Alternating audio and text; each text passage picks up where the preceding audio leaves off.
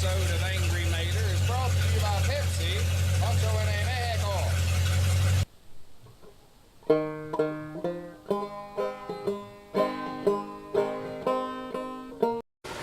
Okie doke, new adventures here. It's time now to take this off. That we've mocked it up. It's time to take it off, prime and paint it. First thing we've got to do is, and this right here just kind of agitates me. They've wrote on these. I understand why. They wrote on with a paint pen so they can keep up with what bracket set this is, so that they don't screw up and send you the wrong thing. I understand that. Mark your parts, keep up with what they are. It makes a lot of sense. But the thing is, if you know these brackets, you know these parts, you know people are going to paint them, and you also know it's going to show through the paint. Why don't you mark them on the back side? That way it don't really matter. Just paint over it and it don't matter if it shows because you can't see it. But anyway, we have, we've got to get that off. I'll show you a little trick to that maybe, or I'll just tell you the trick. A little carb cleaner, a little brake cleaner will dissolve that paint pen, wipe it right off. So, and then we'll prime them, and then we'll paint them. Where they're bare steel, they're going to have to be primed. Because I'm not painting them with engine paint. Big, I don't know if you ever got to see it, but it's a big old Dodge hitting my neighbor, pulling his cattle trailer there, rolling coal. But anyway, I had it zoomed in, so I think the only thing you seen was the backside of the mirror, but whatever. Well, I had to earlier adapt this to fit this larger case alternator. Like I said, it's no real big deal, but I did. And I'm actually going to tighten this bolt up. And I'm going to paint this bolt, I'm going to paint this as a unit. This right here, these two pieces, this piece I made and this are going to become one. They're not going to be a removable part. It's going to stay together, so I'm going to paint it. And I will tell you, I might even show you what color I paint the brackets. It's going to further confuse you all. But anyway, I'm going to find some tools to get the that top strap there, to get this bolt tightened up, and we'll do it off camera. There's no point. I'm going to tighten that up, and when I get ready to take this off, this is just a belt that I had, and it's by no means the right size. See it? I can't, no matter what I do, it's not going to be tight enough, and that's the shortest belt I've got. But as long as I can get the air conditioning belt on, whether it's the right one or not, I'm going to drive this thing to town and test fit belts until I get the right ones. That's what I'm going to do. That's just how it's going to be, whether anybody likes it or not, including you all. It comes in the instructions here, and it says, if you can see it, it says, we use a belt length of 52-53 with this mount on installations in our shop. However, this can vary with the diameter of your pulleys. Well, my alternator's a different size, so I'm probably looking at a 54-inch belt, because that's a 56-inch belt that's on it right now, I think. I don't know, somebody will probably correct me. It's got the numbers on it anyway, whatever. I think it's a 56-inch belt. I think I looked at it. Been a little while. Couldn't tell you. But anyway, I'm going to get that bolt tight, and when I start taking it off, I'll turn the camera back on. Okay, we're going to throw a little something in here. This is just as it is. I haven't touched anything. Haven't touched the accelerator. As you can look back there, there's no accelerator rod, no nothing connected. I did this yesterday. A lot cooler outside yesterday, probably by about 15 degrees. But I did this yesterday, and a YouTuber I was talking to on the phone couldn't believe it.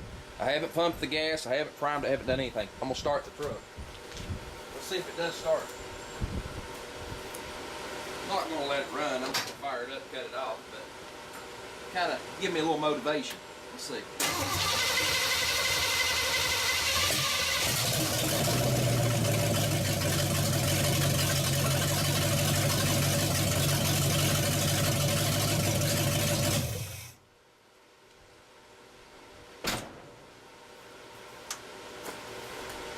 Okay, as you can see, she started right up. Starts real good. Alright, I'm freaking motivated now. Yep, I'm so close, but yet so far away. Actually, I'm not real far away. I could have the air conditioning compressor on it in less than 15 minutes, and I could have it driving down the road in half an hour right now if I didn't paint these brackets, but I'm not going to leave them brackets to rust. That's, you know, not good. So anyway, I've got to touch up some scratch work here from where I got it with the headers. Ain't that big of a deal. A little piece of masking tape over my little chrome spreaders, and just because they're not painted and don't want to paint them. and I'm just gonna get in there with spray bomb and spray it over. I mean, I saved a little paint, thank goodness. But anyway, let's get these brackets off here and get it painted. I'll let you watch. It's kind of interesting how this all comes apart. This right here and other stuff's tight. I did tighten this one bolt. Turn this around, make sure you can see me. Yeah, you should be able to see everything. So the first thing I got to do is take this bolt out. Now, I lost that, but I've got more. Thank goodness. Swing that back. Swing that over. Notice I'm using my spark plug socket. It was handy and it's a 5/8, so it was already laying here. And these bolts are tight, so we gotta loosen those up.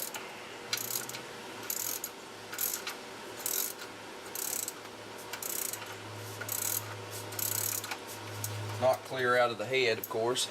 Then we have to go to a 9/16. It uses 9/16 water pump bolts. Well, 9/16 head water pump bolt. It's actually a 3/8 bolt.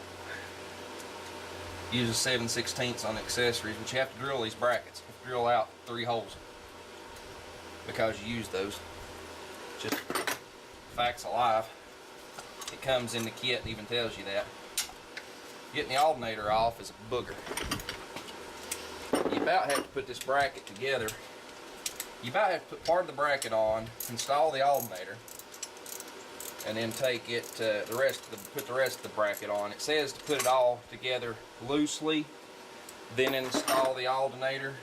Well, my friends, it's easier said than done, but there's no bolt, no nut on the back of this alternator. It's just a plumb dill pickle.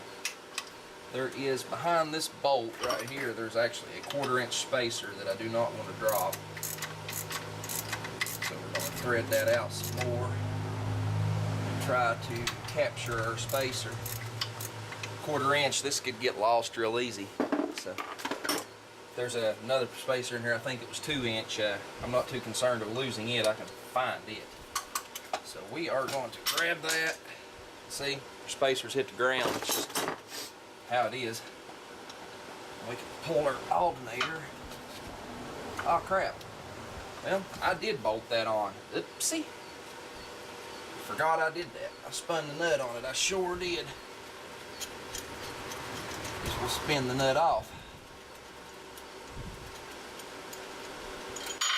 There we go. Alternator's off. I'll find my spacers before they disappear in the thin air. C1. They're different lengths, of course. They're not all the same. I've got one of them in my hand. I'll show them to you when I get back up here. I'll find the other one.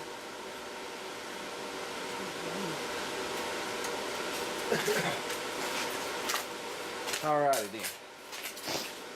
Here's the 2 spacers I was chasing. There's another spacer here behind this bolt on the head. It's another 1/4 inch. We gotta pop it out. See? I think now that I have put this together, I may have to look back at the instructions again. I may not. I'm not real sure. But I've still got them, so it don't matter. But here's what you come down to. Bracket, bracket, bracket. And I can tell you right now, there's not much to this. Just took somebody doing a little bit of thinking and looking at some of the original bracketry, and they figured that out. But anyway, let's get ready for paint.